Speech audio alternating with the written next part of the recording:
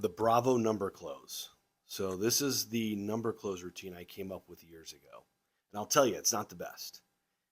Nowadays, well, nowadays I'm married, but several years ago, just going direct, just being confident, going like, "Hey, you're cool. We've had a good time talking. Give me your number. Let's go grab ramen." Whatever I was talking about earlier that I seeded in the conversation, I'm doing a callback to that and I'm going for it. Like that's the best way to get a phone number.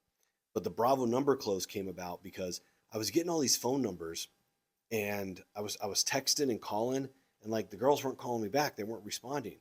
So at the time I was thinking that like I had problems with phone game, like something I was doing. I need to come up with a clever line when I'm texting them, or maybe I should call them or not call them or whatever. And I couldn't figure it out. But it wasn't until a little bit later it clicked in my head. And I'm just using these numbers as an example. But if I'm having trouble at step 7, it's not because I'm doing step 7 wrong. It's because steps 1 through 6 weren't done well. So I wanted to test that theory, and that's where the Bravo number close came from. And it's kind of famous. It was all over on the forums, and it's been used all around the world, which is kind of crazy when I think about it. But what it really is it's an attraction test. Is I've been talking to the girl. I've talked about some cool stuff we can do. So instead of me just inviting her somewhere, because a lot of times a girl will give you her number just because she doesn't want to say no, or she wants to be nice, or in the moment she might say, "Okay, I'll give this guy a shot." But then like a day or two later, it's over. The attraction's burned out. So what I started doing is I would talk to the girl, mention I got to get back to my friends because they're waiting for me, and then I would say, "Hey, it's been really cool hanging out with you and getting to know you. We have a pretty good vibe going on. There's some good energy going on. Oh man, I got to get back to my friends though. I wish there was a way we could keep this going. Do you have any ideas on how we can do that?"